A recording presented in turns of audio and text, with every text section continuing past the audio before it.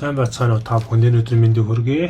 Та бүхэндээ өнөөдрийнхөө хичээлээр логаритм програм дээр хэрхэн анхны програм бичих талаар та бүхэнд тайлбарлая. За логаритм програм дээр анхны програм бичих бол маш хэлбэр амархан байгаа. Учир нь гэвэл бид нэр main end гэсэн алгоритмын хэсэг дээр дунд нь заасан шар харанхуйтай сум дээр хулгыныхаа одоо курсорыг авч тавиад за тухайн курсорн дээр дарангууд output гэсэн энэ хэсэг гараад ирнэ. За output гэдэг маань одоо нэгсэндээ гаргалтын блок хэсэг юм байгаа. Output блок хэсгээс сонгоод бид нэр output дотроо давхар ажилтны дотор текст бичнэ.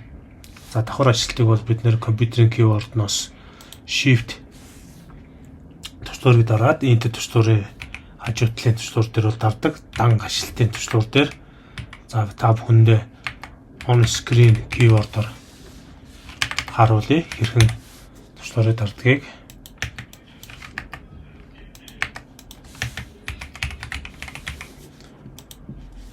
За ингээд за давхар ажилтныг одоо арилгаад хад үзье.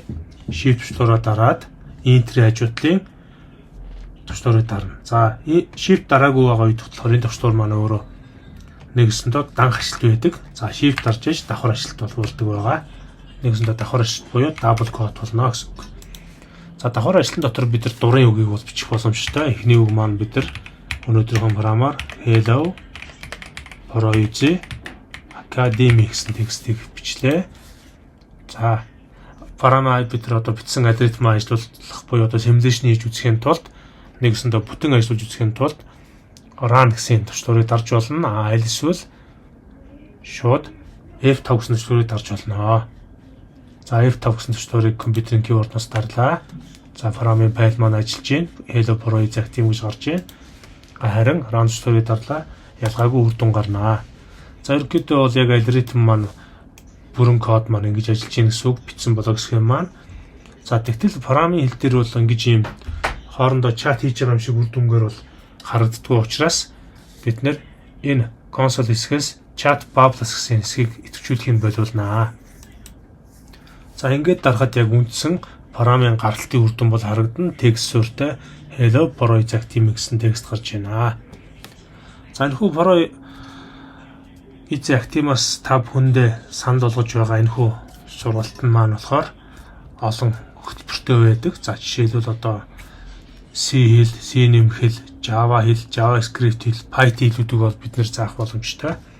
За мөн дээрэс нь энэхүү логаритм програм маань болохоор бидэрт ямар давуу талыг олгож байгаа юм бэ гэдээ товчоор хэлэх юм бол логаритм програм маань Америкийн нэгдсэн улсын Калифорни мужийн Сакраментогийн их сургуулиас одоо хэрэглээний програм хангамжийн тэнхимийн залуучууд хамтран төслийн хүрээнд хөтөлбөр зохион байгуулсан.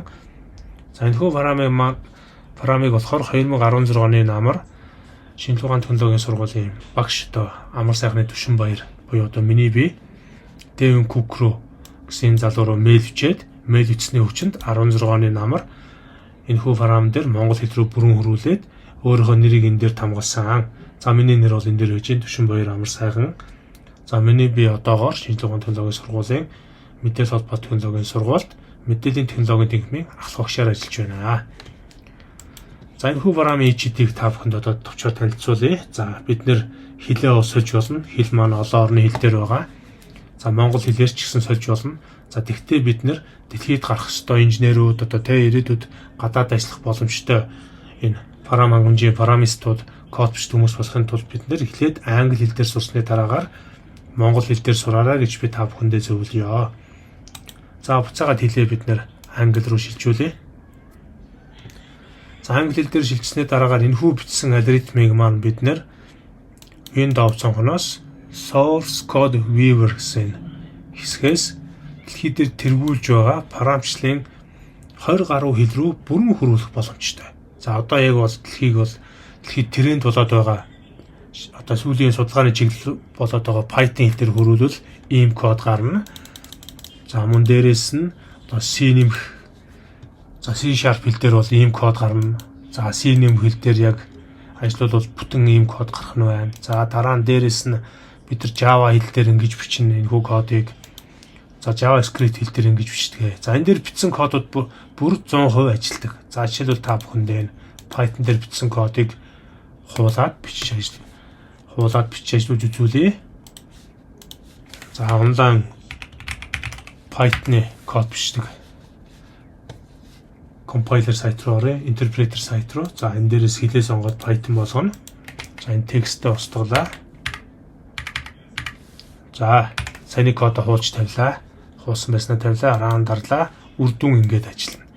За энэ хүү програмын хүчин чадал бол товчоор бол ийм байна. За мөн дээрээс нь маш энгийнээр хэлэх юм бол энэ програм маань болохоор бидний мэддэг алгоритмыг алхам бүрээр нь ажиллуулдаг. За тэрний үс үг юм бэ гэхээр одоо энэ step гэсэн сурдад дараад алгоритмыг алхам бүрээр нь ажиллуулна. За санаахой дээр бол ямар ч үр дүн гараагүй байж гин консоль дээр. За тэгээд би next step сурдад дарлаа. Үр дүн маань гарч ийн гэсэн үг. За ингэж ажиллуулдгаараа маш даваа талтай гэсэн үг. Алхам бүрээр нь бид нар тухайн алгоритмыг бол simulation буюу ажиллуулж үзэж, туршиж үзэж тэр үр дүн дээр тулгуурлан дараагийн ойлголтыг ойлгох боломжтой. За ерөнхийдөө програм сурж байгаа дүүнертаа тайлбарж хэлэх юм бол програмчлалыг сурна гэдэг бол хамгийн энгийн зүйл. Тэрний хамгийн энгийн зүйл нь юу гэдэг вэ гэхээр алгоритмын үндэс байдаг.